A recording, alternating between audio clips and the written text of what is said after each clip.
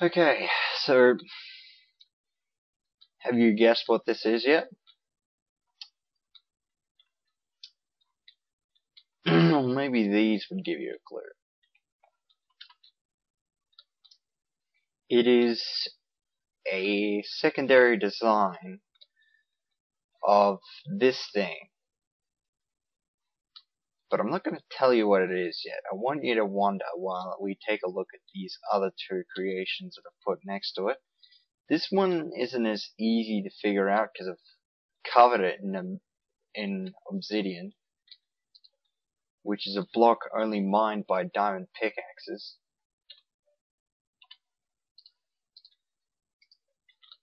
So this is a look into the redstone circuits of this one, which is much more complex. Go away torrents.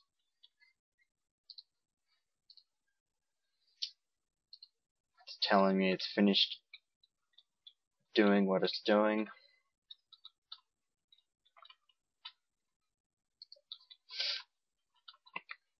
I'm glad this recorder does not pick on torrents that I've downloaded, so none of you perverts get to see what I'm downloading.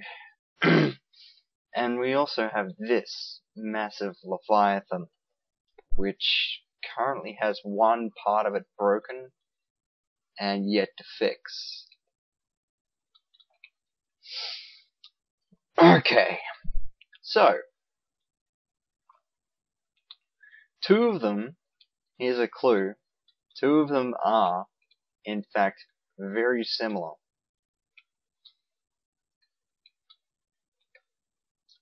You want to take a guess? Well, I won't hold out any longer. Just get rid of this stuff. It's a gambling machine. Now, does this look like a poker machine at all? No. But the physics, I shouldn't really say that because I don't know what physics are, but the mechanics of it are very similar to a poker machine. It randomly gives items out. Now, how this works is quite complex, so try to stay track. We'll start here. This is a redstone clock, as I displayed before. It charges the pistons in a correct order, allowing these blocks to move around. Now, when a block is in its path, as you see there, it's on. But when a glass block is there, it's off. Now that goes to a lockout switch, or a rather lengthy one, and at the other end of it, there is a pig and a pressure plate. Now animals and just about even items can interact with these pressure plates. So as long as that pig is on the pressure plate, it will turn that off. So once both that and that have got a charge, that'll then go down and then receive a charge from this. This is the coin slot. It's where you'd put your money or whatever items you want to trade for the items in the dispensers. And these will only give out what they have in them. So this one is connected to diamonds. That's diamonds, that's iron, that should be gold, and emeralds. As you can see, they're all clearly labeled. And you can control the rarity of the drop by adding more glass blocks. So as you can see, there are a lot of glass blocks in the diamond, because diamond is quite a valuable item. You got iron next, because that's quite highly valuable as well. Then you got emerald, which is a trading item with NPCs, quite useful. And then you got gold, which is probably the worst one at all. it breaks easily. The only really use is for minecart rails or other stupid shit. So this is most likely the common to drop. So the more so basically how this works is that as long as there is a block here and a pig on the pressure plate, and you put a coin in here, you will get an item of the said engine. Now the coin slot is a lot easier to make than all this. Just to show you, okay. Might have to do a few test runs for this.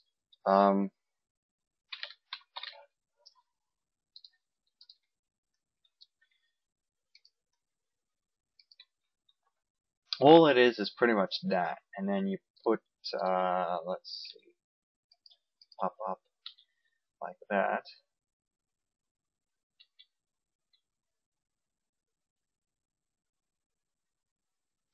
You put the block up like that.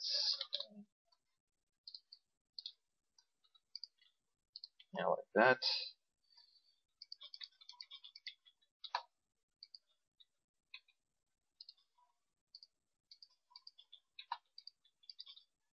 You don't need it ridiculously too long, because usually water travels for 8 squares. You don't need it to be that long. So you get your water bucket, you just go like that. You drop your item like so. It hits the pressure plate.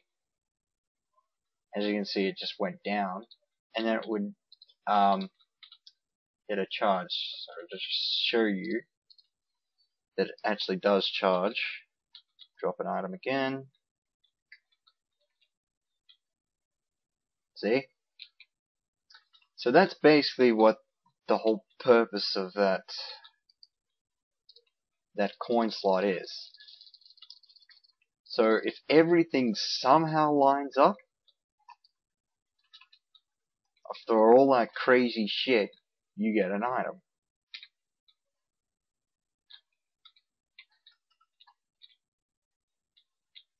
Hold on.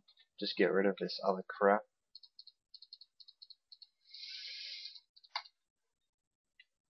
So it looks like I got 2 iron, 2 of everything. That was a pretty good score.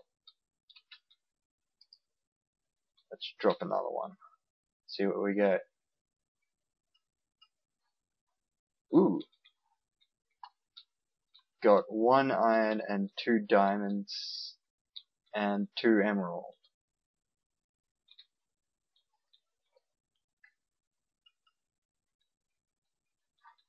I'm probably going to begin losing count now because I probably can't keep track of it, but I'll keep putting coins in the slot.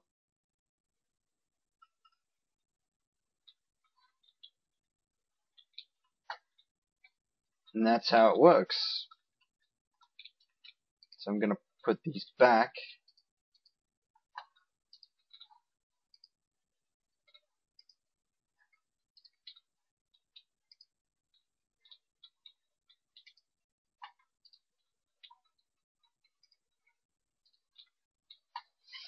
So that's how that works. Oh, actually I'll better take about half of them with me. Because the next one has a coin slot.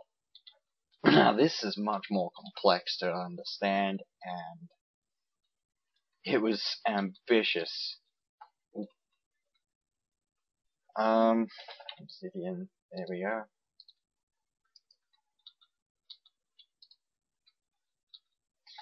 Now this works entirely different. It's based on the same idea, but designed much more irritatingly. At the time, I couldn't get the pistons to work, so I designed a way to eliminate pistons, and instead of using pistons, I used redstone clocks. So basically how this works is a pig would jump. When a pig goes on one of these pressure plates, it turns on a redstone torch. And there are quite a lot of pigs and quite a lot of redstone plates. And how you do this is you keep a one space gap between them and make sure that there's none behind it. Unless you want to make it more often that the items drop, you could add more. But this was just basically to display how this works. So as you can see, there's a pig currently on this pressure plate here, and that activates this little redstone circuit. Now there are quite a lot of these, and it took me a long time to come up with a design so I could stack them quite close to each other. So as you can see, they're quite close, and I had a lot of problems with the redstone conflicting a lot. So basically, once the pig is on a redstone pressure plate, the redstone circuit will pulse and go up to a dispenser, a lockout chip. Now this is the button. This goes down here and to the coin slot. So once you put a coin in, that turns off, that turns on, and charges the entire system.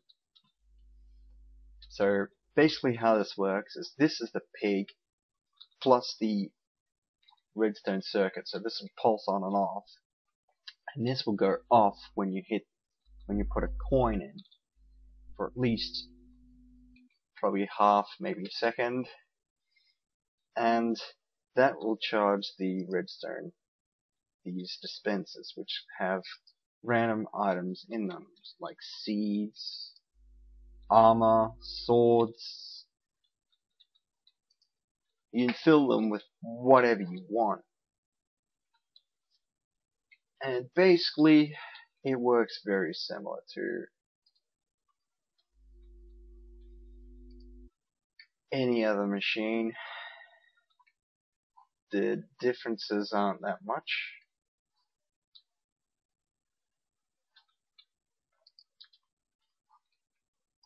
It's basically a different design, but the same reaction.